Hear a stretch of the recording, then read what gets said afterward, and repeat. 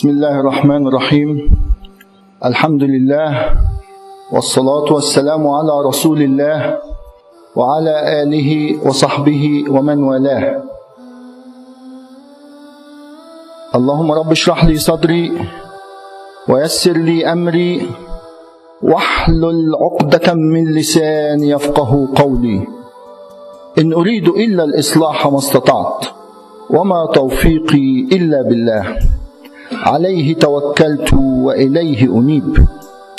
My respected brothers, sisters, and my dear listeners, Alhamdulillah that Allah subhanahu wa ta'ala have granted us the opportunity to witness the month of Ramadan and to enjoy worshipping Allah subhanahu wa ta'ala, where we have been busy with the Quran, with tasbih, with dhikr, with taraweeh, and all this.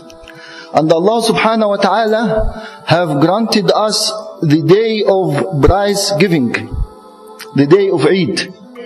We ask Allah subhanahu wa ta'ala to accept whatever we have done during the month of Ramadan.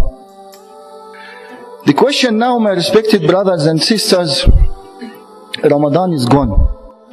And you'll hear this statement from the old ulama. Maulana was saying that day, or the scholar, he said, we are worshipping Allah, not worshipping Ramadan. And Allah is there for the whole year. So we have to keep ourselves busy and keeping the relation and tie between us and Allah subhanahu wa ta'ala. And as we always try to do, to put it in a practical way, what should I do? Of course, you find that spiritual is very high in the month of Ramadan. I know some people, they read one juz a day, 2, 3. Some, they told me, somebody finished the whole Quran, mashallah. You making taraweeh, you wake up for tahajjud. But after you read the Quran every day, 1 or 2 or 3 or 5 juz, and then today you don't even touch the Quran, is not fair. You wake up for tahajjud every night and you make dua and tasbih, and today you hardly perform the farz salah, also is not fair. You're busy with tasbih, with dhikr and so on, and today you don't even, before you're shutting this tongue or the mouth, you're not talking anything beside. Now the machine is starting. That is not fair. Of course, if you can continue or you do what you was doing in Ramadan, alhamdulillah. But practically speaking, if you cannot do, at least don't cut. Like what they said, قَلِيلٌ دَائِمٌ خَيْرٌ مِّن كَثِيرٌ مَمْنُوعٌ. A small little bit, but continually doing it, better than too much and nothing. And you give $1,000 one day, then after that you don't give 1 cent. You rather give $1, $5, $2 or something like that, and you keep continuously doing that, better than doing nothing at all. Because Habibi sallallahu alayhi wa sallam, he said, أَتَعْلَمُونَ مَنْ هُوَ الْمُفْلِسِ? Do you know that who is the man who is bankrupt? Then they said, Al-Muflis allazi laysa indahu dirhamun wala dinar ya Rasulullah. The Muflis, that man who's bankrupted, the man who doesn't have dinar or cent or any kind of currency. Then Habib sallallahu alaihi wasallam, he said, no. Al-Muflisu man ya'ti yawm al-qiyamah bihasanatihi فيشتم هذا ويسب هذا ويقاتل هذا فيأخذ هذا من حسناته وذلك من حسناته فيكون مفلسا. The muflis, the bankrupted person, the one who come on the day of Qiyamah, you got a lot of hasanat. I make salah, I make sujood, I make all this. And they come on the day of Qiyamah and says, you backbite this man. You hurt this man. You insult this man. You did wrong to that man. Then this man take out of your hasanat. This one take out of your hasanat. Then your balance become zero. May Allah protect us. On the day of Qiyamah, there will be no any currency, no dollar, any kind of dollars, no rands, no pounds, no whatever. Only hasanat and sayyat. Hasanat to add, sayyat to detect. So we must be smart enough. Smart enough.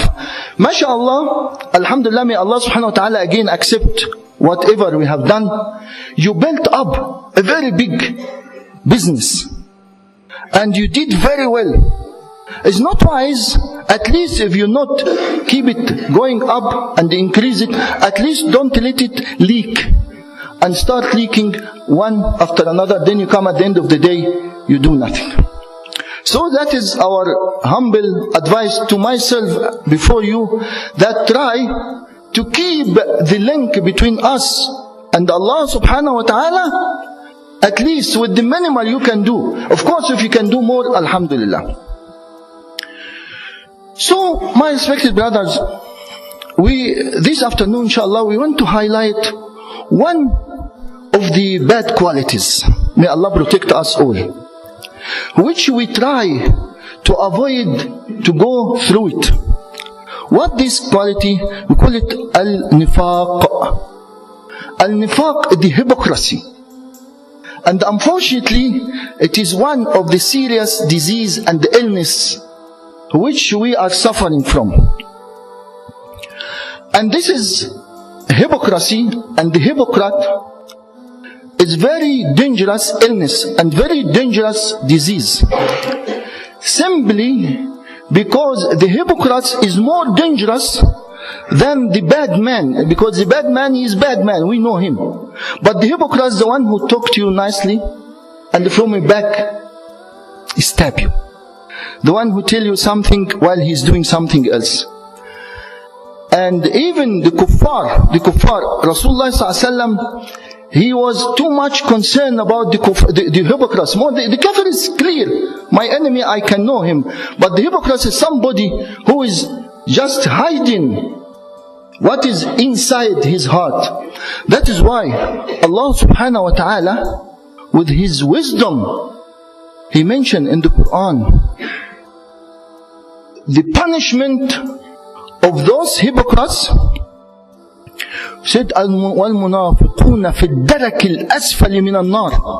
The hypocrites in the lowest grade in the fire of Jannah. May Allah subhanahu wa ta'ala protect us. You know, the Jannah, as much as the Jannah is class and levels, 1, 2, 3, up the sevens, may Allah give it us and grant to us Jannatul Firdaus al-A'la. That is the highest class. In the fire of Jahannam, you find people on the surface, then 1 down, 2, 3 down, 7 also layers. The worst and the deepest point of the fire of Jahannam is reserved for who? For the hypocrites. Now, this disease or this illness, you know, the medical people, they always, they do what you call symptom, signs and symptoms. The symptoms and signs of such illness or such disease, it would lead them to diagnose and then they can treat. So, what are the signs of the hypocrites? Habibi sallallahu alayhi wa sallam, he gave it to us. He said, Ayatul munafiqu thalath. The signs of the hypocrites, 3 things. إذا تحدث كذب, وإذا اؤتمن خان, وإذا وعد أخلف. 3 qualities. If you see it in anybody, you know that this man is a hypocrite. If he speak, if he talk, he always tell lies. He doesn't tell you the truth. And if he is being trusted, or somebody put a trust on him, he betray it. He doesn't keep it. And if he promise, he does not honor his promises. And in another narration, Habib sallallahu alaihi wasallam said, وَإِذَا خَاصَمَ فَجَرَ. And if he dispute or he got conflict with somebody, he go to the extreme to hurt that brother who got a difference with him, and they don't talk to each other. You see, my respected brothers, how serious it is. These qualities, which could be in any one of us, is going to lead to what? To be a hypocrite. To be on the lowest, deepest point of the fire of Jahannam. So we'll try to analyze these qualities and how can we Be careful with it. إذا تحدث كذب. And unfortunately you find these days, the people just talking lies. You hardly find somebody tell you the truth. And this is my respect, brother, is very dangerous, because it can, if somebody give me the wrong information or things, it will misguide and mislead me. It's very dangerous. And you find it in business. In business you find somebody, and sometimes may Allah protect us, he swear by the name of Allah that I bought this stuff by such and such amount of money. While he's telling lies. Nobody asked you to give me the price of, the cost price of your things. But when you do that, and in business, you find the people telling lies day and night. Yani they breathe lies, eat lies, drink lies. And that's actually very dangerous, because the money come out of telling lies to your home is a haram money. ما بني على حرام فهو حرام. The one who come, tell the truth or keep quiet. That's why Habibi sallallahu alayhi wa sallam said, فإذا تحدث فليقل خيرا أو ليصمت. يعني if you want to speak, you speak goodness, you speak truth, you talk goodness, or keep it quiet. Shut your mouth, don't talk. Not to talk is better than telling lies or talking like this. The second quality of the hypocrites is tumina khan. If somebody give you a trust, give you something to keep it, money, wealth, whatever, you have to be very honest and to keep it as safe as you can. You are not allowed to touch it. And actually Moana is talking about this issue some time ago. You are not allowed even to use it, to use this money which you have with you, hoping that you're going to replace. Even if he gave you $100, don't say, oh, this is a good note, let me change it and put my old one. Even this one is not allowed, unless if you got his permission to use it. But this is, it become like a loan. Right? So this is what the deen taught us. To trust, if somebody put a trust in you, you should fulfill and honor that trust. And the people actually, they believe that the trust is only on the wealthy or material things. No. There's another type of trust which we might not be aware of. If somebody come and tell me, brother, I have a secret I want to tell you, and keep it. This is again a trust. You must respect that man who put a trust on you and give you his secret. Don't try to explore that person. Not like what we see these days. We tell brother, I'm going to tell you something, but just keep it between you and me. In the morning, you will find it between you and him and the rest of the town. It's not fair. The man, he trusted you of his secret, of his personal things.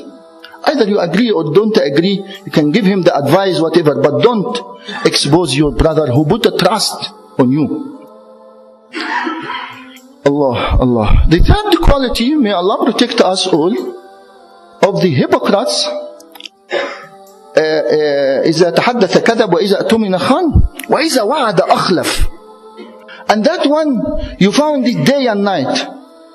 Brother, don't worry, I will sort you out. I will do this and this and this and that. Ya akhi, if you are not sure, don't give your brother false hope. I went to my brother and said, no, don't worry, I will sort you, I'll fix you. Don't worry, I know X, Y, Z, I got what. Then he doesn't fulfill his promise. My brother will be more happier, more safe, more secure if I didn't give him any false promise than giving him a promise and I don't fulfill it. فَإِذَا وَعَدَ أَخْلَفْ وَإِذَا أَتُمِنَ أَيْخَانْ. The one on another narration, we want also to highlight it, that إِذَا خَاصَمَ فَجَرَ. Of course, we are human beings. I got a difference between me and my brother.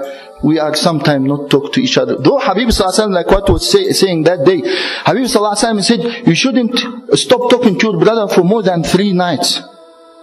وَخَيْرُهُمَ الَّذِي يَبْدَأُ بِالسَّلَامِ. The best among them is the one who start talking to his brother. But you find some people, they go to the extreme.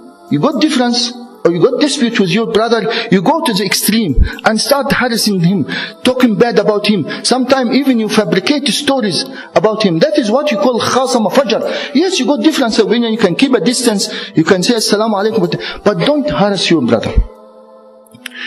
Now my respected brothers and sisters, like what was saying few nights ago, the quality of Al-Habib al-Mustafa sallallahu alayhi wa sallam, the manners of Al-Habib al-Mustafa sallallahu alayhi wa sallam. Habib sallallahu alayhi wa sallam, they used to call him what? I'm sure everybody knows. Al-Sadiq al-Amin. Even before the prophethood.